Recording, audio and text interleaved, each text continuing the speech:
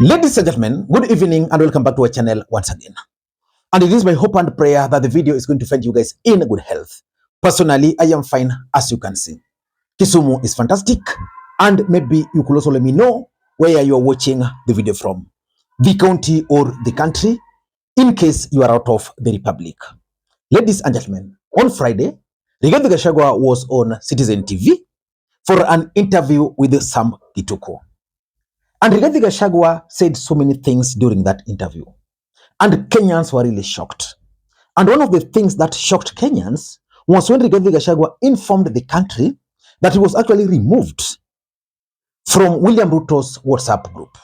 So if Kenyans don't see me in a presidential function, I want to tell them today it's because I am not aware of the function.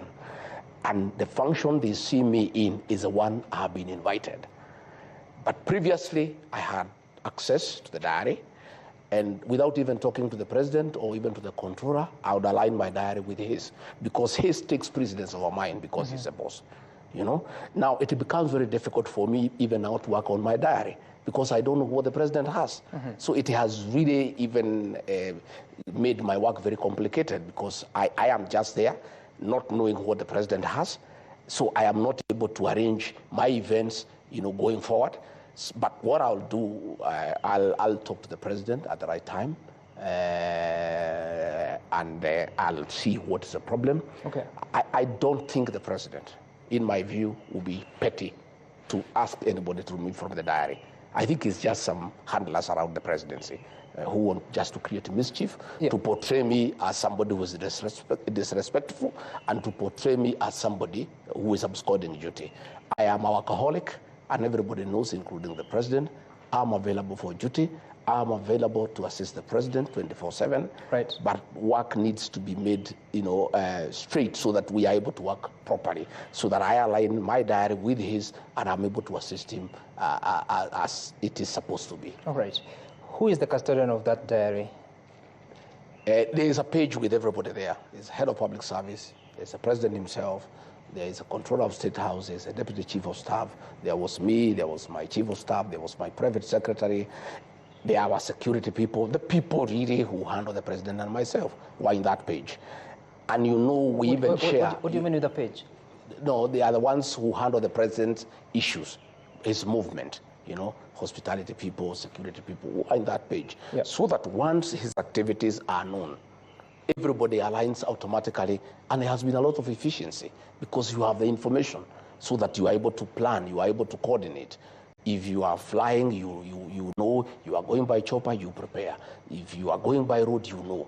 But when you don't have that information, then it becomes extremely difficult for my office to align with the president's office. Help Kenyans understand. So this diary, is it a physical book? No, it's a WhatsApp group. It's a WhatsApp group. WhatsApp group. It's every day, you know, things now are good with this digital space. It's a WhatsApp group, and it's updated as you go on. And the president updates it sometimes himself, the controller does, and we all keep on aligning. So, you know, sometimes he'll have a program, he'll move it from this day to that day. I get into my diary and change mine and align with his. You understand? So your team is no longer in that WhatsApp No, group? I am myself. I was removed. My private secretary was removed. My chief of staff was removed. So we have no access to the president's diary. Who removed you? The private secretary to the president. Who's that? Yeah. He's called Mayo. I'll show you. I was looking for my phone. I wanted to show you. He removed me. So once we are not there, then. And the question is, what was the real motive behind the move to remove Rigathi Gachagua from that WhatsApp group? Because I've been trying to figure out, why would William Ruto, the president of the Republic of Kenya, decide to remove Rigathi Gachagua from a WhatsApp group? And I'm actually shocked that Kenya Kwanza leaders, led by Kimani Ichung'wah, led by Sakaja, are actually mocking Rigathi Gachagua over the move to remove him from that WhatsApp group. Kwa watu Nairobi. Jana nilisikia kidanganya sana kwa TV. Si mtu honest ndio sana danganya. Na kulia vitu ndogo ndogo ati nimetolewa WhatsApp group. Sijui siambiwi nini. At that level, surely.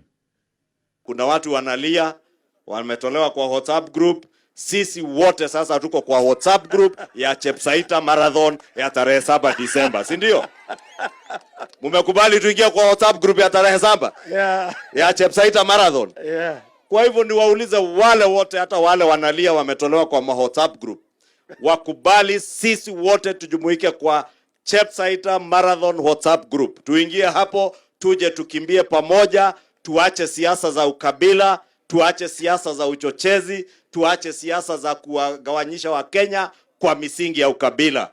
And the question is, why would William Ruto, who has access to intelligence briefing, remove the second in command from a WhatsApp group? That's exactly what I want us to analyze in this video. And Dennis Itumbi, the alleged spokesperson for the Hustler Nation, had this to say. In fact, Itumbi speaks for William Ruto. And that's why sometimes I look at William Ruto and I sympathize with him. Dennis Itumbi even shared the alleged conversation in that WhatsApp group. Clearly, if you look at this is fake.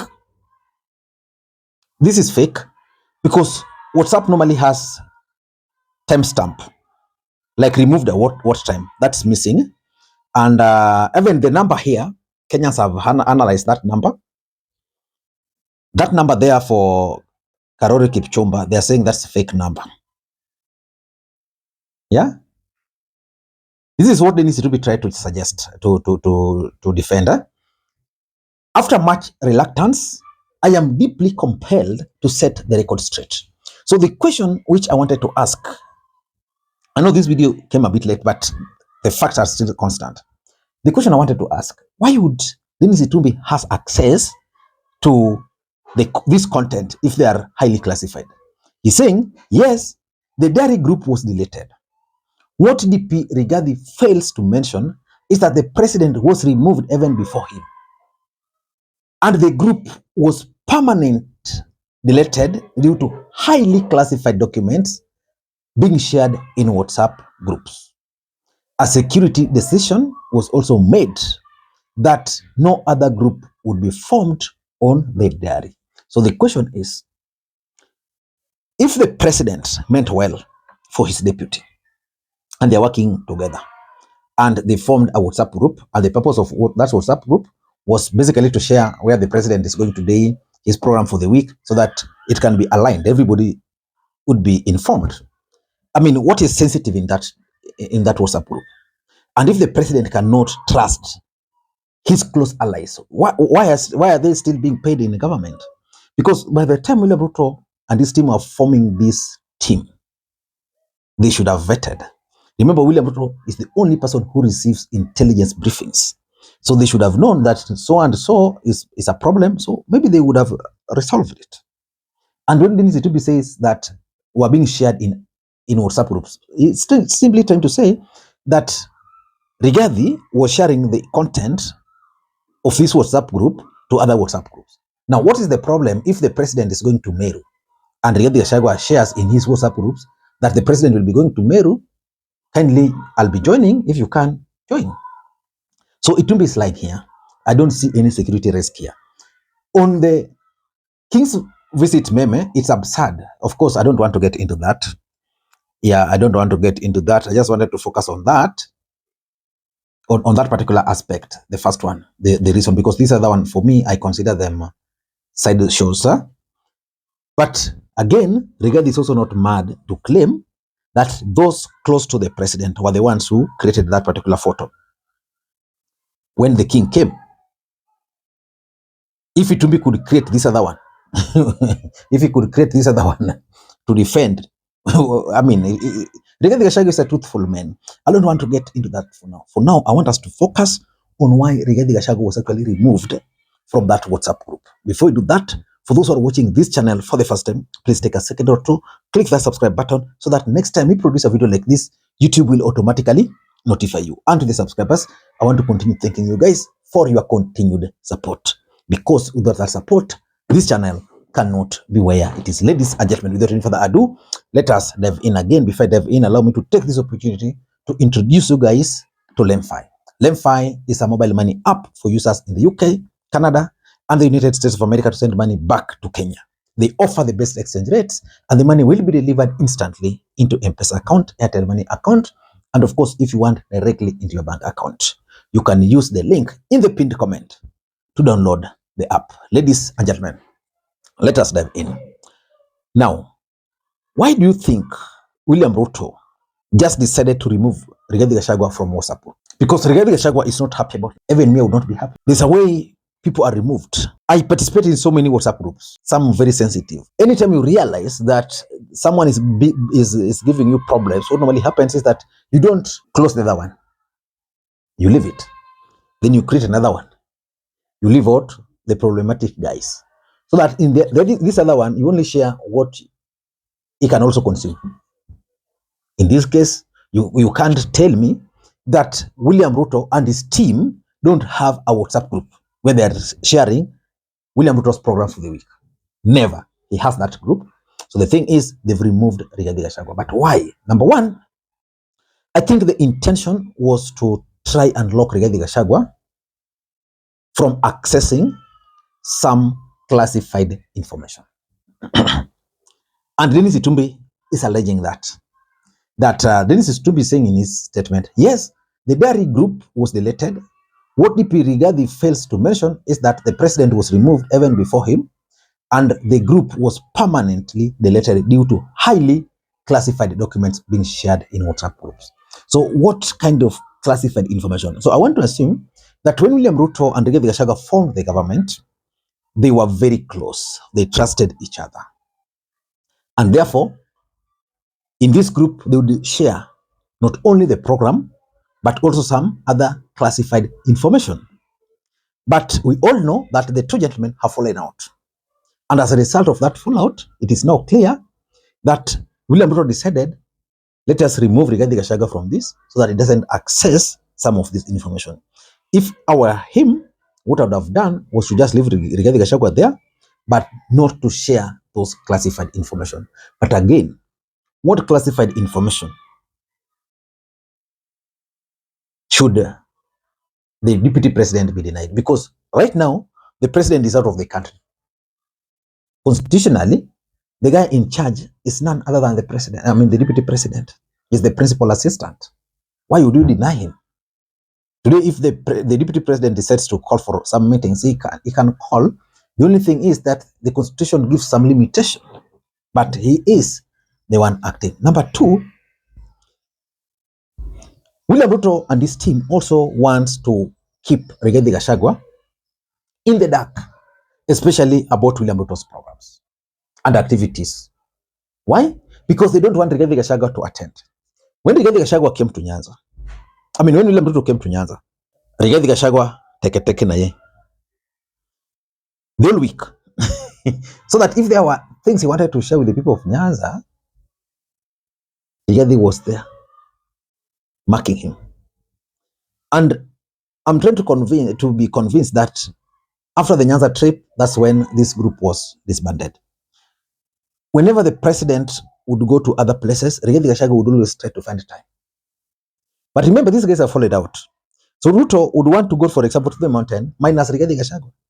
And that's why I sometimes agree that Rigathi Gachagua is a truthful man.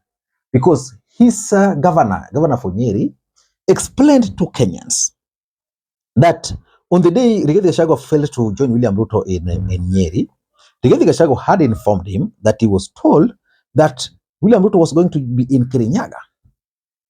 And then from Kirinyaga, they were then going to come to Nyeri. So Rigathi Gachagua prepared himself. Even the governor for Nyeri was ready to go to Kirinyaga. Then from nowhere, he's seeing William Ruto in somewhere in Nairobi, attending a church service. He was like, can this guy attend a church service in Nairobi while he's supposed to be in Kirinyaga? So in short, they don't want Rigathi Gachagua to attend some of the events because William Ruto is now very serious. There is no way you can have Rigathi Gachagua in the mountain, Kimani Ichung'wah, and the resident would probably heckle people like Kimani Ichung'wah in the presence of Rigathi Gachagua, and that's something William Ruto, in my view, is trying to avoid. Number 3, Ruto just wants to provoke Rigathi Gachagua. Wacha tumchune kidogo, then see how he's going to react. I've always told you how Uhuru Kenyatta used to provoke Ruto. Uhuru Kenyatta would just do something, then Ruto would rant the whole month. We are seeing Rigathi Gachagua still ranting up to today. And lastly, I think the link to Uhuru Kenyatta is also an issue. The day Rigathi Gachagua offered to apologize to Uhuru Kenyatta, that was the day Rigathi Gachagua lost trust of William Ruto. Because William Ruto believes that Uhuru Kenyatta is out to finish him completely. So I don't know what you think, but for me, I find it childish for a president, deputy president, and their handlers to play those WhatsApp games. Until next time, this is Makwiny. Bye-bye.